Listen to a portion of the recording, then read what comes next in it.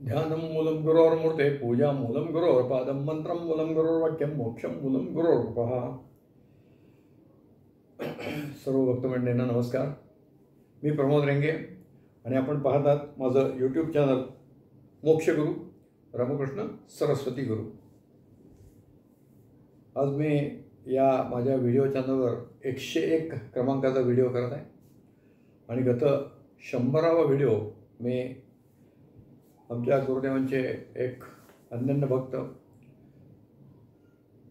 जे कवीश्वर होते भिकू अण्णा खासनीस यांच्याबद्दल मी एक व्हिडिओ केला होता आणि त्यांना काव्य करायची जी उर्मी निर्माण झाली होती त्याला सद्गुरूंनी आशीर्वाद दिला होता असं मी सांगितलं. पूर्वी राजवाडा यांच्याकडे असा कोणी कवी असेल तर त्याला ती वस्त्र द्यायची पद्धत होती. आमच्या गुरुदेवांनी त्यांना वस्त्र म्हणजे स्वतःच्या मुखातनं स्वप्नदर्शन देऊन त्याचे आशीर्वाद त्यांना दिलेले होते. अशा पद्धतीने भिकू अण्णा खासनीस हे सद्गुरूंनी आशीर्वाद दिलेले हे कवी होते. अण्णांनी बरीच गुरुदेवांवर काव्य केलेली आहेत पण ती सगळी प्रकाशात आली आहेत असं अजिबात नाही.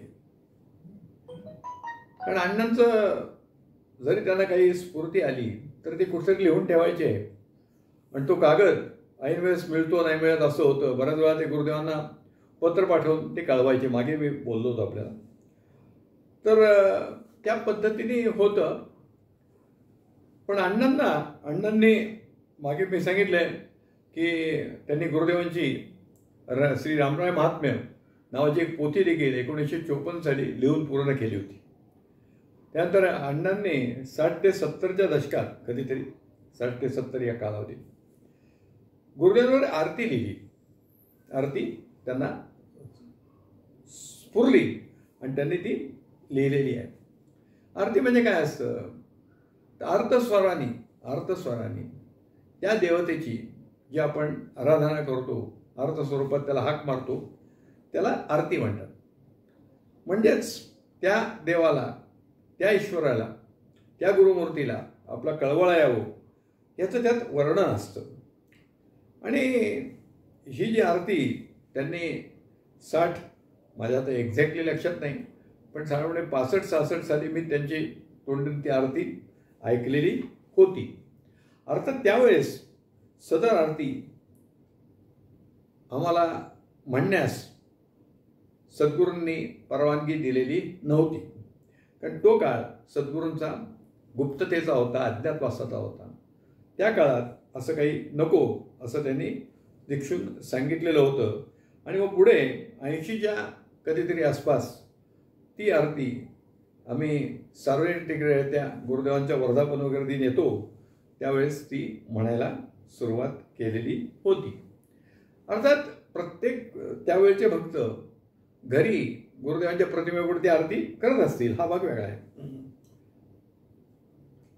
आता ही जी आरती आहे गुरुदेवांची त्या आरतीची सुरुवात कशी आहे तर कृष्णवर्ण होसी स्वामी गोपाळा माथा जटा भार द्राशका सर्वांगी विनी जन्नन माना माथा ठेवी दास तुमचे कमला. आता काय असं माहिती का कुठली आरती घेतली की ती गुरुमूर्ती कशी दिसते याचं वर्णन त्या प्रत्येक आरतीत असतं. रामदास स्वामींनी बऱ्याच आरत्या केलेल्या आहेत. गणपतीची आरती केली, शंकराची आरती केली. एकनाथ महाराजांनी श्री दत्त महाराजांची आरती केलेली आहे. याच्यात ते वर्णन असतंच.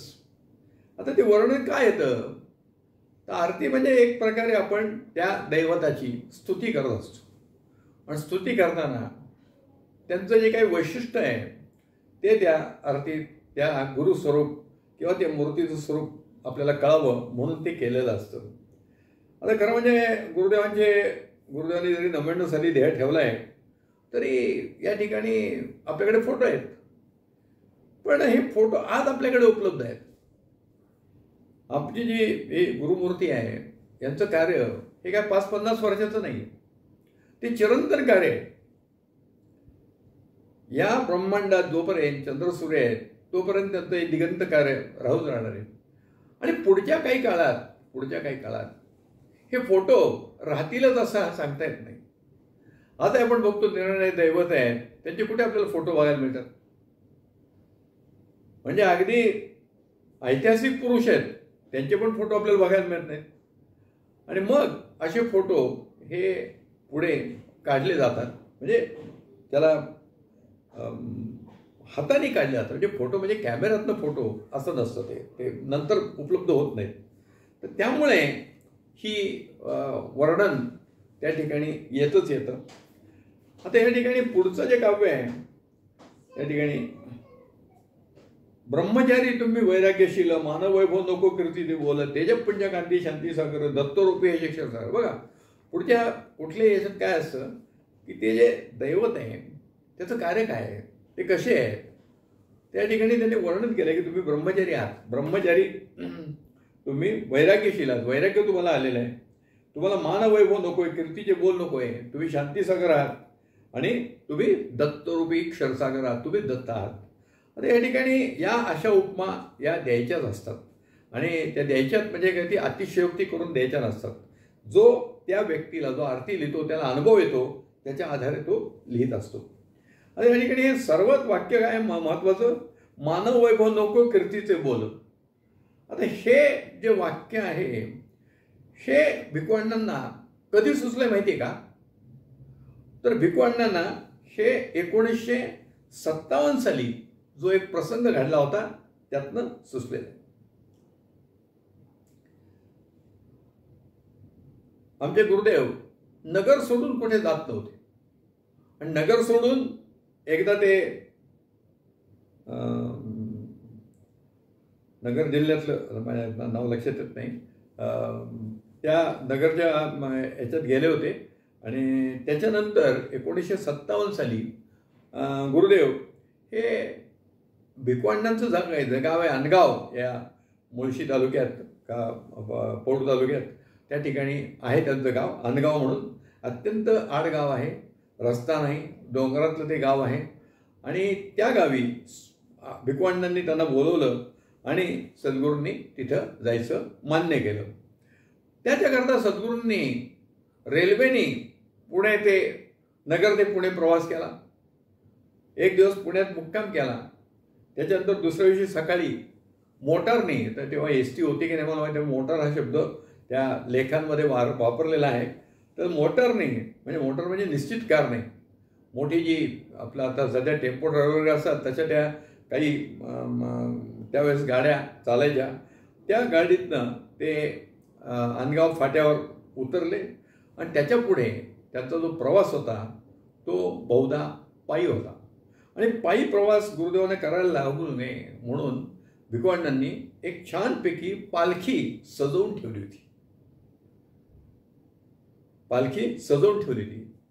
आता हा पालखी हा पहिल्यापासून आपल्याकडे पालखी हा मानाचा भाग आहे. ज्याला पालखी मिळाली त्याला मान मिळाला. पूर्वी पेशवाई असेल,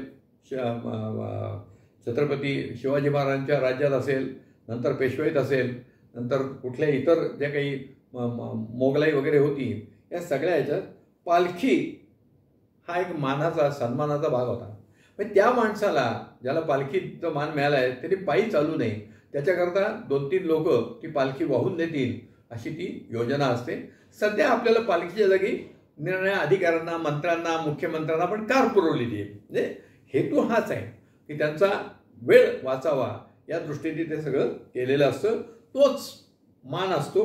आणि मग भिकूअण्णांचं हे दैवत आहे. आमचे गुरुदेव म्हणजे भिकूअण्णांच्या दृष्टीने त्यांनी गुरुदेवांचं स्वरूप आधीच ओळखलेलं होतं. त्यामुळे हे दैवत आहेत, हे दत्त अवतारी आहेत, त्यामुळे त्यांना पालखीत बसून न्यावं असं त्यांच्या मनात आलं आणि त्याप्रमाणे त्यांनी ती पालखी सज्ज ठेवली.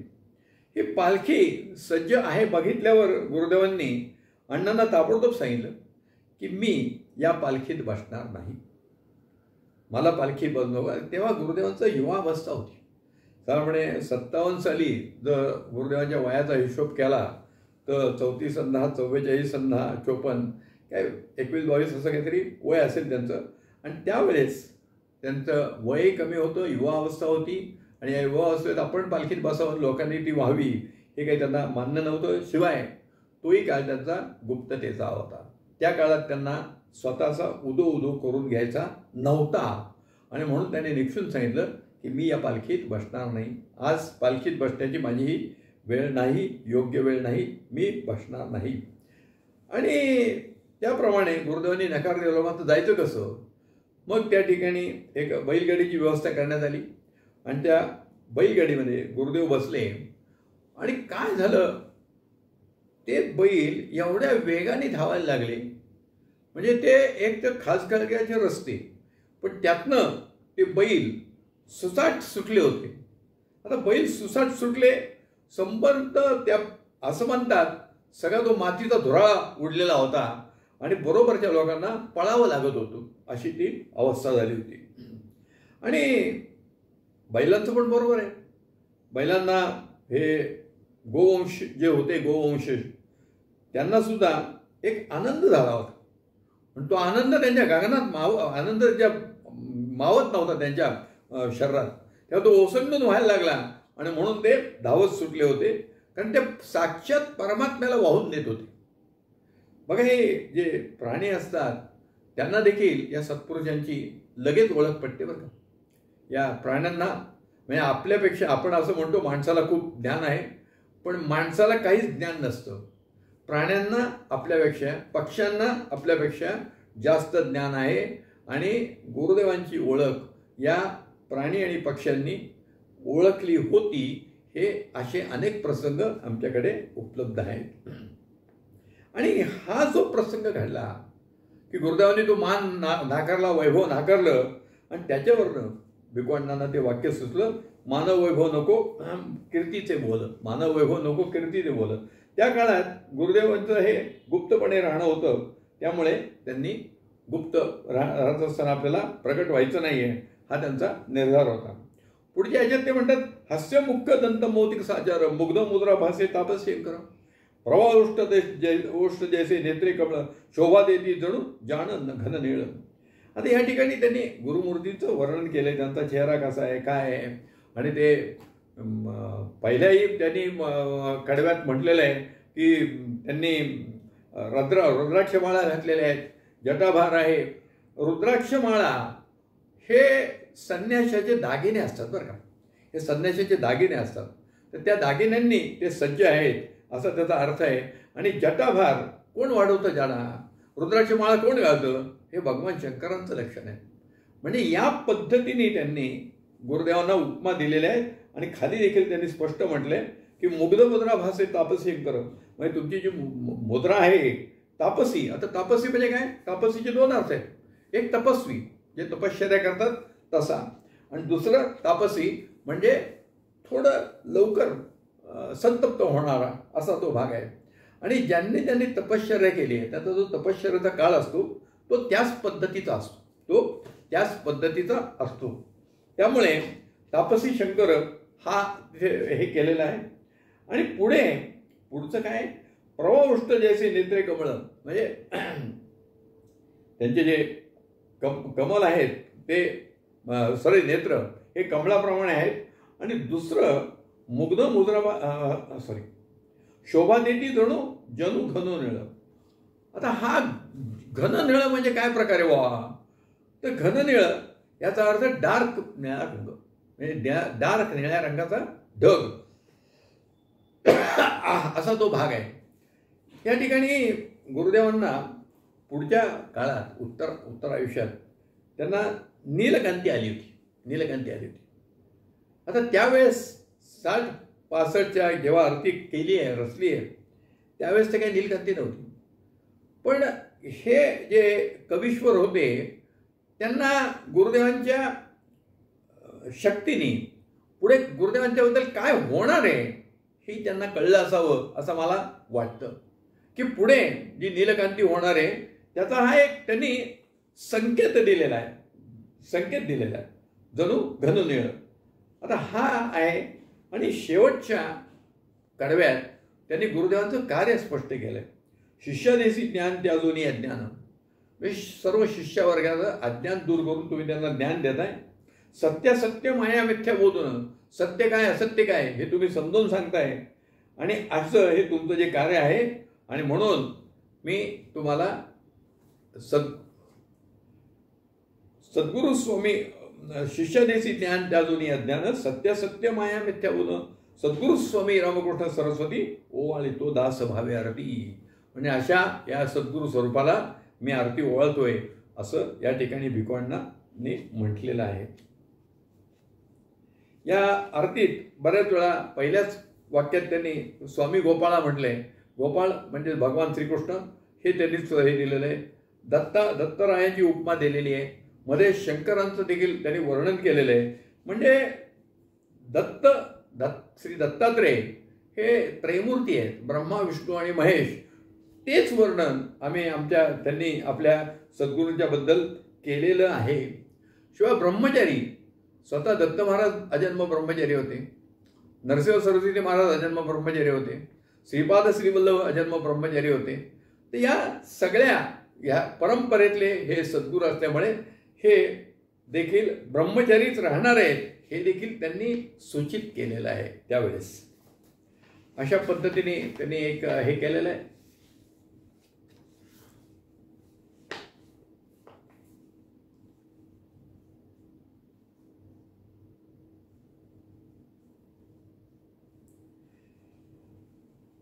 म्हणजे या सगळ्या उपमा देत त्यांनी दत्तात्रेयांचे अवतार असलेले रामकृष्ण सरस्वती कसे आहेत हे त्यांनी तिथं सांगण्याचा प्रयत्न केला आहे असं मला तरी वाटतंय. आणि जेव्हा जेव्हा असे सत्पुरुष जन्माला येतात तेव्हा एक तर त्यांच्या जन्माच्या आधी काही मंडळी जे सत्पुरुष जन्माला येणार आहेत त्यांचं कार्याचं वर्णन करणारे असतात. किंवा काही प्रसंगी त्यांच्या जन्मकाळात, त्यांच्या कार्यकाळात, त्यांच्या जीवित काळात हे असे काही सत्पुरुष निर्माण होतात. आणि नंतर त्यांच्या देह विसर्जनानंतर तर अनेक जण निर्माण होतात. आजही आमच्या गुरुद्यांवर कवन करणारे अनेक भक्त आहेत. पण वैशिष्ट्य काय की हे वैशिष्ट्य म्हणजे भिकवांना गुरुदेवांनी स्वतः आशीर्वाद देऊन हे करायला सांगितलेलं होतं. हा भाग आहे. आणि सद्गुरूंनी त्यांना आशीर्वाद दिलेला होता. त्यामुळे हे जे काही त्यांच्या मुखातनं काव्य आलेलं आहे ते प्रासादिकच आहे. भिकवांनी दुसरं एक स्तोत्र लिहिलेलं आहे आणि त्याला आम्ही श्यामवर्ण म्हणतो. हे श्यामवर्ण जे आहे हे गुरुदेवांचे एक नगरमधले भक्त श्रीकांत नेसाळ यांच्या घरी रात्री 2 वाजता पूर्ण झालं. आणि त्याचे पहिले श्रोते म्हणून श्रीकांत यांना संधी मिळाली होती. अर्थात हे जरी श्रीकांत देसाई यांच्या घरी केलं तरी ज्याला असं काही काव्य करायचं, स्तवन करायचं, त्या व्यक्तीचे विचार हे सारखे चालू असतात आणि त्या विचारातनं त्याला हे शब्द सुचत असतात. पण त्या ठिकाणी श्यामवर्ण हे जे आहे हे त्यांनी त्या ठिकाणी तयार केलेलं आहे. श्रीकांत निसळ यांनी त्यांच्या लेखात लिहिलेलं आहे. आणि त्याचं तरी काय आहे की परत आरतीमध्ये जी वर्णन केलेली आहेत तीच आहे. श्यामवर्ण देहकांती चंद्रनेत्री भानुतो, रुंद बाळ भस्म पंक्ती गंधबंधू शोभतो, केशवार मस्तकासी स्कंदी पृष्ठ डोलतो, रविकृष्ण सद्गुरुसी दोन्ही हात जोडतो. तेच लिहिलेलं आहे. म्हणजे आता या ठिकाणी हे स्तोत्र स्वरूपात ती आरती आहे. उच्च नीच भेदभाव मानसी आणतो. आमच्या गुरुदेवांनी कधी भेदभाव केला नाही. हलक्या जातीचा, वरेच्या जातीचा, गरीब श्रीमंत, ज्ञानी अज्ञानी असं काही नाही.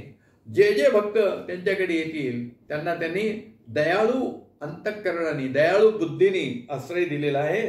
आणि एकदा आश्रय दिला की तो सदैव ठेवलेला आहे. एकदा आश्रय दिला की ज्याला एकदा त्यांनी आपलं म्हटलं तो कायम त्यांचा आपला होत असतो.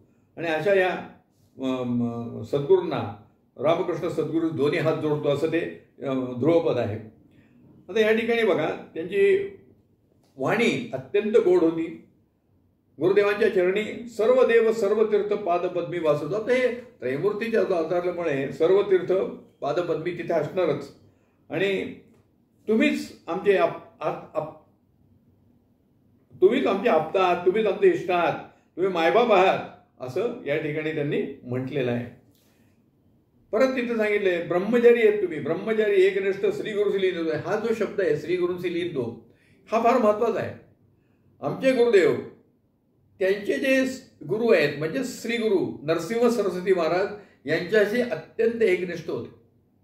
एक वेळ आमच्या गुरुदेवांना तुम्ही काही बोललं तर त्यांना चालत होतं, पण त्यांच्या समोर जर नरसिंह सरस्वती महाराजांचा किंवा श्रीपाद श्रीवल्लभांचं किंवा दत्तात्रय स्वरूपाचा जर काही अवमानकारक कोणी बोललं तर ते त्यांना चालत नव्हतं. ते श्री गुरूंशी एकनिष्ठ असलेले ते स्वतः शिष्य होते. जो उत्तम शिष्य असतो तोच उत्तम गुरु होत असतो, हे लक्षात घ्या. आणि ही मूर्ती कशी आहे? ज्ञानमूर्ती आहे. सगळं ज्ञान त्यांना आहे. त्यांच्या आधारावर ज्ञान होतं, त्यांच्या जिभेवर सरस्वती वास करत होती, ते त्यांनी सांगितलंय. आणि मग इथे त्यांच्या आई वडिलांचाही उल्लेख केलाय. कृष्ण राधिका सुताय, हे प्रत्येक स्तुतीमध्ये त्यांचे आई वडील भाऊ बहीण यांचा देखील उल्लेख बऱ्याच वेळा होत असतो. आणि त्यांचं जे कार्य आहे ते काय आहे तर भक्तांचा उद्धार करणं हे कार्य आहे, भक्तांचं रक्षण करणं हे कार्य आहे. भक्त रक्षणार्थ कष्ट होती पार जाणतो, नाही तारणार्थ अन्य दूर काय ठेवतो, तार मार संगती तर ठेवदास प्रार्थितो. काय होतं माहिती का, असे जे सद्गुरू असतील त्यांचं ते कार्य असलं आणि निर्णय भक्त येतात. अनेक भक्त माझ्या सकट आपण व्यवहारात काही ना काहीतरी पाप पुण्य हे करत असतो आणि त्याचे काही वेळेस आपल्याला त्याचे त्याप्रमाणे आपल्याला प्रसंग भोगावे लागतात. आणि मग अशा वेळेस काय करणार? अशा वेळेस आम्ही कोणाला आधार घेणार? तर आम्ही त्याच सद्गुरू माऊलीला आमचं निवेदन करणार आहोत आणि त्यांना प्रार्थना काय करायची, आता आम्ही तुझ्या संगतीत आलोय बाबा, तार नाही तर मार, पण तुमच्या संगतीत ठेव, संगतीपासून दूर ठेवू नको. आम्ही बऱ्याच वेळा सद्गुरूंना प्रार्थना काय करतो की आम्हाला आपल्या चरणापासून दूर जाण्याची कुबुद्धी होऊ नये. कुबुद्धी म्हणायचं त्याला. सद्गुरूंच्या चरणापासून जो कोणी दूर जात असेल तर त्याला कुबुद्धी म्हणायचं. अशी कुबुद्धी आम्हाला होऊ नये, ही आम्हाला तुम्ही सुबुद्धी द्या. म्हणजे सगळं काय करायचं ते त्यांच्याचकडे मागायचं आहे आपल्याला. आपण काय करतोय? आपण काही करू शकत नाही. मनुष्य हा असा प्राणी आहे की तो काही करू शकत नाही. त्याला नेहमी ईश्वराचा आशीर्वादच लागतो आणि आमचे सद्गुरू हे ईश्वरच आहे. आता या ठिकाणी शेवटचं जे कडवं आहे ना ते मात्र फार महत्वाचं आहे. स्तोत्रपाठ नित्यनेम जो सुभक्त वाचितो, हेतू साध्य होती त्या सत्यतेची सांगतो, अर्थ हा काय करण्यास देवसज्ज राहतो, रमकृष्ण सद्गुरूशी दोन्ही आजोरतो. ही जे शेवटचं कडवं आहे ही त्या याची फलश्रुती आहे. फलश्रुती आहे. आणि फलश्रुती काय की हे स्तोत्र तुम्ही वाचलं तर तुम्हाला काय होणार आहे तर जो भक्त वाचणार आहे त्याच्या मनात जे काय आहे हेतू त्याचे सरळ वाक्य मी काय सांगायला पाहिजे याच्यातला भाग नाही आहे, पण हेतू सगळे साध्य होतील. आणि ज्या ज्या वेळेस तुम्ही माझं स्मरण कराल, त्यांचं स्मरण कराल, त्यावेळेस तुम्हाला ते तुमची हाक ऐकण्यास सज्ज आहे. आता हे शेवटचं कडवं आहे ना हे मात्र सद्गुरूंच्या संमतीने, सद्गुरूंच्या अनुमतीने या कडव्यात त्याचा अंतर्भाव केलेला आहे. म्हणजे फलश्रुती कुठल्या याची असते तर कुठलंही जे दैवी स्तोत्र असतं देवाचं त्याला फलश्रुती येते. आणि म्हणून हे आता श्यामवर्ण देहकांती हे प्रासादिक स्तवन झालेले आहे. प्रासादिक स्तवन झालेले आहे. सद्गुरूंनी त्याच्यामध्ये या शेवटच्या कडव्याला आशीर्वाद दिलेले. कडवं शेवटचं भिकवांड्यांनीच रचलंय, परंतु सद्गुरूंनी त्याला मान्यता दिलेली आहे आणि हे फार महत्वाचं आहे.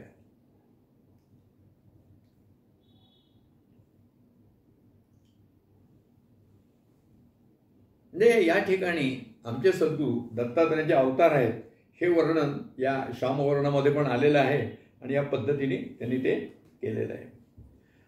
अजून एक तिसरं कडवं, तिसरं एक स्तवन भिकवांडांनी केलेलं आहे आणि ते आम्ही आमच्या ज्या निर्णय सत्संग मंडळ असतील त्यांची जेव्हा बैठक असते तेव्हा ते आम्ही म्हणत असतो. आणि त्याच्यामध्ये ते जे आहे श्रीरामराया तुझला स्मराया, राहोची इच्छा भजनी तुझ्या, मनी नाशा धन आणि काया, राखोनिकी जाती माती मिळाया, यती योगी तू गुरु ही जसाची, मनी शिष्य भक्त सुता तसाची, आहार गुंफीत जसा ता तसाची, राया विणे कोण सहित साची, जगी जन्मदायी भवाब्दी पुढाया, की हे न जाणे नचराम राया, जना मार्ग सोपा जपा राम राया, यदु श्रेष्ठ हाची भवादिक राया. रामापुढे मारुती बेसावे, मनासी येते सहत्वासावे, चंद्रासवे तेज नियमे दिसावे, द्रवे दर्शने मोह माया विसावे, शराब दिराया तुझ्या दर्शनाने, रमे देहरा रामा तव गुणगाने, साफल्य होई तव मेलनाने, गमे पंडुसूते जसे केशवाने, रवांनी तुझ्या मद जागवी रे, या असे तिष्ठित रामव्यारे, वरुण येता धरणी शम्य रे, भेटोनी बंदी मम शांती रे. आता यातला मी तुम्हाला काय अर्थ सांगण्याकरता हे सांगितलेलं नाही. याचं वैशिष्ट्य काय तर या पहिल्या रामराया तुझला स्मराया इथून प्रत्येक ओळीतला प्रत्येक पहिला शब्द घेतला तर त्याच्यामध्ये काय निर्माण होत आहे तर त्याच्यामध्ये श्री रामराया महाराज की जय, श्री रामराय महाराज की जय आणि श्री रामचंद्र क्षरसागर असं ते निर्माण होत आहे.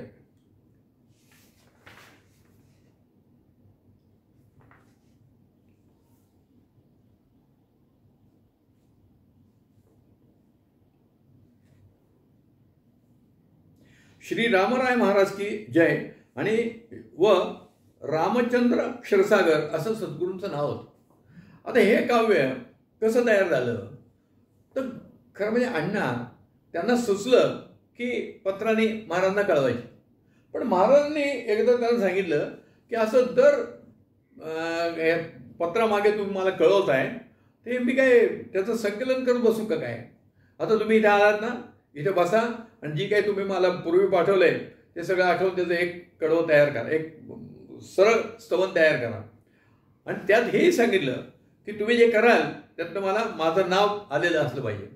आणि मग या ठिकाणी त्या ठिकाणी हे सगळं नाव आलंय. हे देखील 4 का 5 तास भिकवांना एका खोलीत बसले होते आणि त्यांनी पूर्वी जे काही ही रचना पाठवलेली होती त्याचं सगळं आठवून संकलित करून ते लिहिले.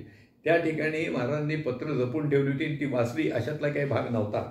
म्हणजे ही जी मी मागेही सांगितलंय की गुरुदेवांच्या कृपा आशीर्वादाने भिकवांना काव्य करण्याची एक प्रज्ञा त्यांना निर्माण झालेली होती त्यांच्याकडे आणि ही प्रज्ञा निर्माण झाल्यामुळे त्यांना हे सहज सुचत गेलेलं होतं.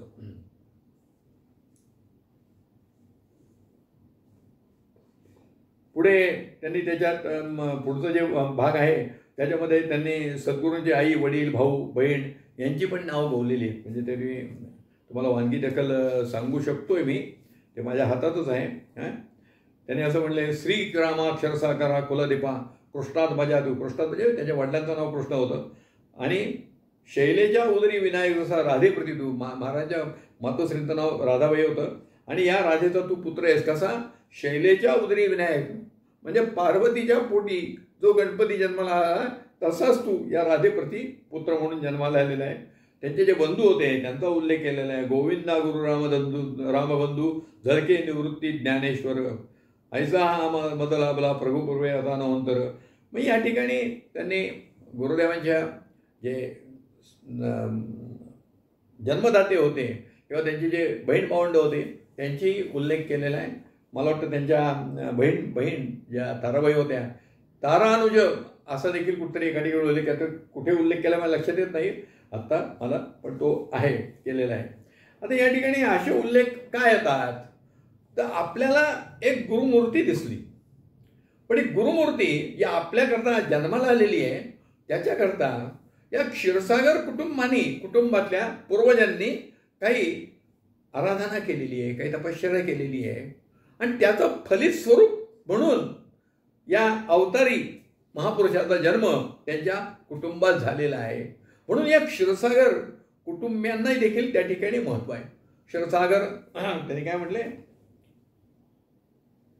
श्रीरामा क्षीरसागरा कुलदीपा म्हणजे क्षीरसागरांचा जो कुलदीपक आहेस तू. आता हे त्या गुरुदेवांनी मागे सांगितलं की अनेक जन्म अनेक तुमच्या पिढीतले अनेक लोक जेव्हा तपाराधन करतात तेव्हा असे सत्पुरुष त्यांच्या घरात जन्माला येऊ शकतात. मग आता त्यांचं लालन पालन कोणी केलंय? मग त्यांची मोठी बहीण होती ताराबाई, तिने केलेलं असेल. त्यांचे मोठे बंधू आहेत ते काय, त्याला आम्ही दादा क्षीरसागर म्हणतो, त्यांनी केलेलं आहे. म्हणजे या सगळ्यांचा उल्लेख या ठिकाणी येतच असतो. म्हणजे आपण भक्तांनी जसं आपण गुरुदेवांच्या बद्दल आपण कृतज्ञता बाळगतो, तशी या त्यांच्या कुटुंबियांबद्दल देखील कृतज्ञता पाळावी, हा एक त्यातला भाग असू शकतो. आता या ठिकाणी मला आठवत आहे, म्हणजे आता मला स्मरलं की श्रीपाद श्रीवल्लभ यांच्यावर एक सिद्धमंगल स्तोत्र रचलं गेलेलं आहे. आणि या सिद्धमंगल स्तोत्रात देखील त्या ठिकाणी त्यांचे वडील, त्यांची आई, त्यांचे मातुल घराण्याचे आजोबा, आजी, त्यांच्या बहिणी, या सगळ्यांचा उल्लेख आलेला आहे. या सगळ्यांचा उल्लेख केलेला आहे.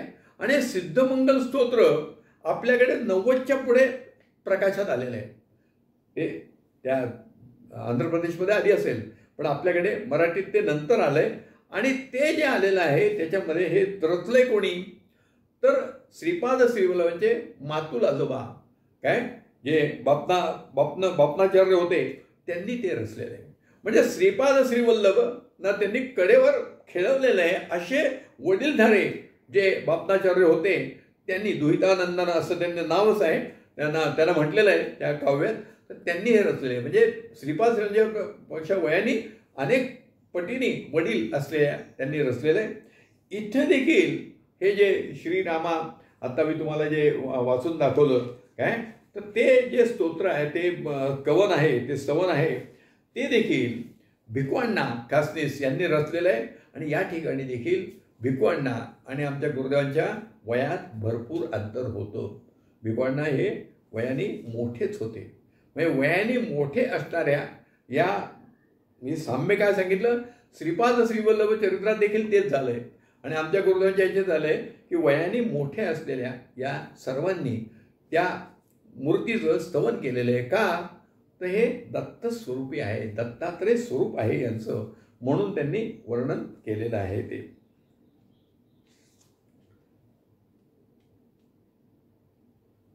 अण्णांची सद्गुरूंवर एवढी निष्ठा होती की त्याला म्हणजे त्याला माझ्याकडे उपमाच नाही शब्द, की मी मागच्याही याच्यात म्हटलं की भिकूअण्णा महाराजापुढे नेहमी उभे राहायचे, बसायचे नाही. म्हणजे किती त्याची एक निष्ठतेचं हा उदाहरण होतं. तर ही 2-3 त्यांनी काव्य केलीत.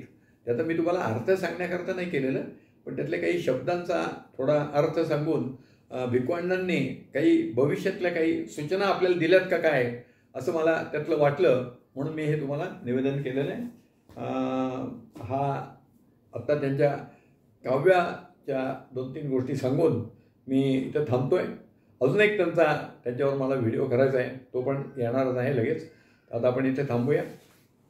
श्री गुरुदेव दत्त.